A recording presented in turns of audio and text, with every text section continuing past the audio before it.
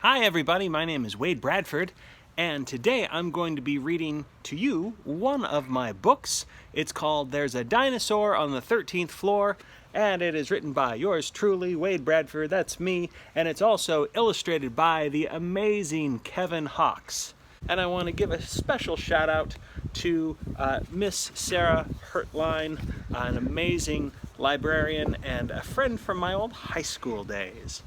So here we go. There's a dinosaur on the 13th floor. The first couple of pages have no words, so it was very easy for me to write this. But you can see that Kevin Hawks has made a cool city, and there is a musical theater, and there's somebody in a cab, and that person, is going to the Sharemore Hotel. There's the person there. And so the story begins. "Welcome to the Sharemore Hotel," said the porter. "You must be Mr. Snore. Let me show you to your room." And there's the porter, there's Mr. Snore. "The sooner the better," said Mr. Snore. "I am very sleepy." "Here you are," said the porter, "room 104. Sweet dreams, Mr. Snore." Mr. Snore thanked the porter, got ready for bed, crawled under the covers, and switched off the light. Oh, there he is in bed. He's wide awake, though. But as he was about to lay his head upon the pillow, he heard a squeaking sound. What do you think was making the squeaking noise? Oh, there it is. It's a little mouse asleep on the pillow with a little blanket, and he's going, squeak. "Hello, front desk. This is Mr. Snore in room 104. Somebody is sleeping on my pillow." "Yes, that would be the mouse," said the porter. "I believe he has had a very long day." I like how the porter is hanging out with the bird there. "So have I," grumbled Mr. Snore, "and I do not wish to share a room with a mouse." Mr. Snore. So the porter led Mr. Snore to a room on the second floor. "Sleep tight, Mr. Snore." Oh, there he is. He's wide awake again. Mr. Snore crawled into bed and switched off the light, but just as he was falling asleep, he felt a rush of cold air. Wow. Uh-oh. Somebody took off his blankets. There's a pig in the blanket. Mr. Snore called the front desk again. "Someone is hogging all the covers." "That would be the pig," said the porter. "Shall I bring you another blanket?" "No," Mr. Snore fumed. "I want another room." So the porter took Mr. Snore to the third floor, where there were no pigs or mice to be found. Mr. Snore kicked off his slippers. By the way, I love how he's checking out the bed. He's looking. It's like, there's going to be another animal here. Mr. Snore kicked off his slippers, crawled into bed, and was just about to close his eyes when drip, drip, drip. Oh, something's dripping on his nose. Now, sometimes when I go to school visits and I ask the children, I was like, "Oh, what's happening here?" The school children say that, "Oh, there's a dinosaur, a big dinosaur standing over Mr. Snore and drooling on his face." And that's scary. That's not what's going on. Something different has been going on. There's water dripping from the ceiling, and that water is coming from the room above on the fourth floor. "Sorry about the leaky ceiling," the porter said, as Mr. Snore marched past the sea view on the fourth floor. "This time," declared Mr. Snore, "I will find my own room." Well, he found one on the fifth floor. Oh, well, that looks cozy. He's in a hammock. Does that look nice for Mr. Snore? "I don't think you will like this room," whispered the porter, "unless, of course, you are fond of..." Oh, it wasn't just a hammock. It was a hammock that was made by spiders, cried Mr. Snore. "Quick," said the porter, "to the lift." "How do you feel about bees?" asked the porter.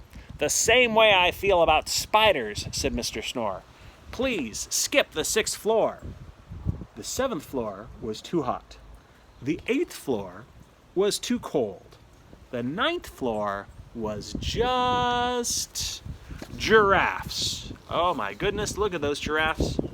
Their necks are so long, they're going through the ceiling. Giraffes, cried Mr. Snore. The porter smiled. Would you care to guess what's on the 10th floor? Ah! Ooh, it's windy. Would you care to guess what's on the 10th floor? Oh, well, if we've got giraffe necks there, then on the 10th floor they found hamsters. Where are the rest of the giraffes? Asked Mr. Snore. This is my favorite page, illustrated by the great Kevin Hawks. Take a look at how many different things are going on here. All these hamsters in the hamster part of the hotel at the Sharemoor Hotel, doing so many different things. I love this page. There's so much to discover there. But he's wondering where the rest of the giraffes are, and of course you see the giraffe necks. They're still going up. So where are the rest of the giraffes? On the 11th floor, said the porter.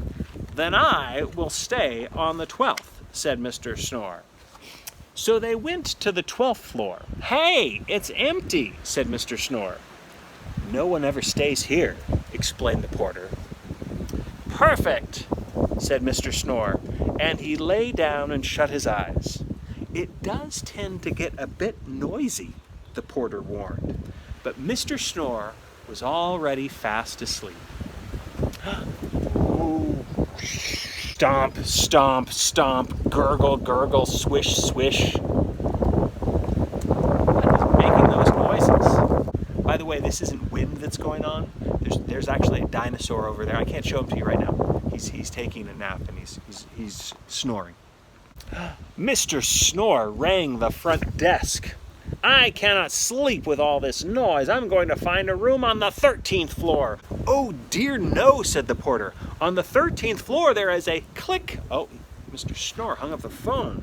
Mr. Snore did not wait to hear the porter's warning. He went up to the 13th floor. There he is. He really wants to get some sleep, and he goes into a gigantic room. Oh, wow. There were no mice, no pigs, no penguins, no snakes, no spiders, no dolphins, no bees, and no giraffes, not even a hint of a hamster. Nothing but a giant room with a giant bed and a giant pillow. And my favorite, giant bunny slippers. I wonder whose room is this? I do hope Mr. Snore will be all right, said the porter. Ring! Went the phone at the front desk of the Sharemoor Hotel. Oh, he's picking it up. He's expecting more trouble. Oh, wow. Should I show you the last page? Hello! This is the dinosaur on the 13th floor. Somebody is sleeping on my pillow. The porter sighed. That would be Mr. Snore. There he is. He has had a very long day. Now, this is a very nice dinosaur because he decides to let Mr. Snore stay asleep, and he goes down to nap in the lobby. Everybody's asleep.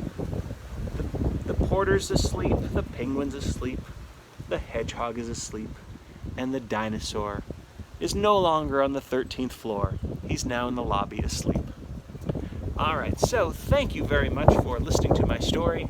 My dinosaur friend over here is still taking a nap, so I better go wake him up. So I'll see you guys later. Bye.